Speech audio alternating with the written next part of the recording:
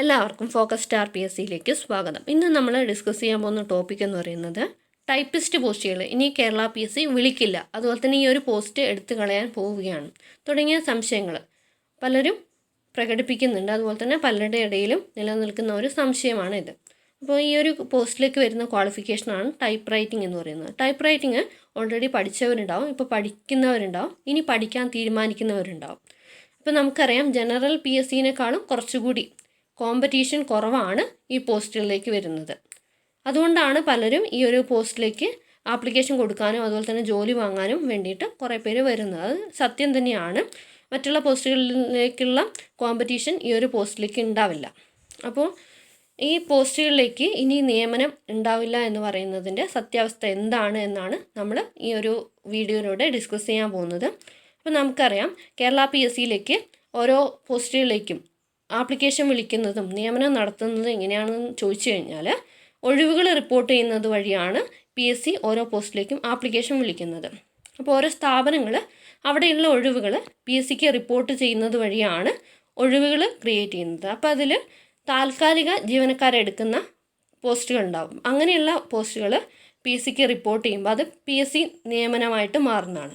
പിന്നെ വരുന്ന ഒഴിവുകൾ എന്ന് പറയുന്നത് റിട്ടയർമെൻറ്റ് വഴി ഒഴിവുകൾ ഉണ്ടാവും. പിന്നെ അതുപോലെ തന്നെ സ്ഥാനക്കയറ്റം വഴി ഒഴിവുകൾ റിപ്പോർട്ട് ചെയ്യാറുണ്ട്. ഇങ്ങനെ ഈ ഒരു രീതിയിലാണ് PSCക്ക് ഒഴിവുകൾ റിപ്പോർട്ട് ചെയ്യുന്നത്. അപ്പോൾ ഈ ഒരു കാര്യങ്ങൾ എല്ലാവർക്കും അറിയാം, ബേസിക്കായിട്ട് അറിയാമെന്ന് വിചാരിക്കുന്നു. അപ്പോൾ ഈ ടൈപ്പിസ്റ്റിൻ്റെ പോസ്റ്റുകളിലേക്കുള്ള കാര്യങ്ങളാണ് ഡിസ്കസ് ചെയ്യുന്നത്. അതായത് ഫ്രഷ് ആയിട്ടുള്ള വേക്കൻസീസ്, അതായത് ഇപ്പോൾ താൽക്കാലിക ജീവനക്കാരെ എടുക്കുന്ന ആ പോസ്റ്റുകളുണ്ടല്ലോ, ആ പോസ്റ്റുകൾ PSCക്ക് റിപ്പോർട്ട് ചെയ്യുന്നുണ്ട്. അപ്പോൾ ഈ ടൈപ്പിസ്റ്റിൻ്റെത് ഏറ്റവും കൂടുതൽ ഒഴിവ് വരുന്നത് കമ്പനി ബോർഡ് ടൈപ്പിസ്റ്റ് വിളിക്കാറുണ്ട്. അപ്പോൾ അതിലാണ് ഏറ്റവും കൂടുതൽ ഒഴിവുകൾ ഉണ്ടാവാറുള്ളത്. മറ്റുള്ള പോസ്റ്റുകൾക്കും ഒഴിവുകൾ ഉണ്ടാവും, കുറവായിരിക്കും. ഓക്കെ, അപ്പോൾ ഇങ്ങനെ വരുമ്പം ഇപ്പോൾ PSCൻ്റെ ഈ ഒരു ഒഴിവുകൾ റിപ്പോർട്ട് ചെയ്യുന്നതിൽ ചെറിയൊരു മാറ്റം വരുന്നുണ്ട്. ഈ ടൈപ്പിസ്റ്റ് പോസ്റ്റുകളുടെ ചെറിയൊരു മാറ്റം വരുന്നുണ്ട്. റിട്ടയർമെൻറ്റ് വരുന്ന പോസ്റ്റുകളും അതുപോലെ തന്നെ ഈ സ്ഥാനക്കയറ്റം വഴി വരുന്ന പോസ്റ്റുകളും ഇപ്പോൾ PSCക്ക് റിപ്പോർട്ട് ചെയ്യുന്നില്ല. കാരണം എന്താണെന്ന് വെച്ച് കഴിഞ്ഞാൽ ഇപ്പോൾ ഈ ടൈപ്പിസ്റ്റ് പോസ്റ്റുകൾ അബോളിഷ് ചെയ്യുന്നതിൻ്റെ ഭാഗമായിട്ടാണ് ഇങ്ങനെ ചെയ്യുന്നത്. അതുകൊണ്ടാണ് ഈ പോസ്റ്റുകളിലേക്ക് എന്ത് ചെയ്യുന്നത്, ഒഴിവുകൾ കുറയുന്നത്. അങ്ങനെയാണ് PSC ഇപ്പോൾ ഈ ടൈപ്പിസ്റ്റ് പോസ്റ്റുകൾ നിർത്താൻ വേണ്ടിയിട്ട് പോകുന്നത്. അതായത് റിപ്പോർട്ട് ചെയ്യുന്ന വേക്കൻസീസ് കുറയ്ക്കുകയാണ് ചെയ്യുന്നത്. അങ്ങനെ കുറച്ച് വന്ന് അവസാനം ഇല്ലാതാക്കുകയാണ് ചെയ്യുന്നത്.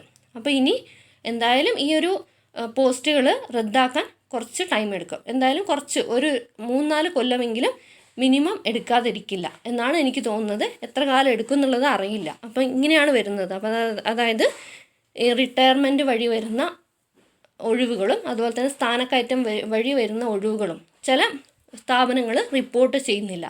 അത് നമ്മൾ RTI വെച്ച് ചോദിച്ചു കഴിഞ്ഞാൽ അതിനുള്ള മറുപടി എന്ന് പറയുന്നത് ടൈപ്പിസ്റ്റ് പോസ്റ്റുകൾ അബോളിഷ് ചെയ്യാൻ പോകുന്നതിൻ്റെ ഭാഗമായിട്ട് ആ ഒരു ഒഴിവുകൾ റിപ്പോർട്ട് ചെയ്യുന്നില്ല എന്നാണ് പറയുന്നത്. അങ്ങനെയാണ് ഈ ഒഴിവുകൾ റിപ്പോർട്ട് ചെയ്യുന്നത് കുറയുമ്പോഴാണ് ആ പോസ്റ്റ് ഇല്ലാതാവുന്നത്. ഓക്കെ, അപ്പോൾ ഇങ്ങനെയാണ് ശരിക്കും പറഞ്ഞാൽ ടൈപ്പിസ്റ്റ് പോസ്റ്റുകൾ റദ്ദാക്കാൻ പോകുന്നത് എന്നാണ് എനിക്ക് അറിയാൻ കഴിഞ്ഞത്. അപ്പോൾ ഇതിലും കൂടുതൽ വേറെ കാരണങ്ങൾ ഉണ്ടാവാം, അത് കൂടുതൽ എനിക്കറിയില്ല. ഇത്തരം കാര്യങ്ങളൊക്കെ അറിയുള്ളൂ. നിങ്ങൾക്ക് വേറെ എന്തെങ്കിലും കാര്യങ്ങൾ അറിയാമെങ്കിൽ തീർച്ചയായിട്ടും കമൻറ്റ് ചെയ്യുക. Thanks for watching. Have A nice day.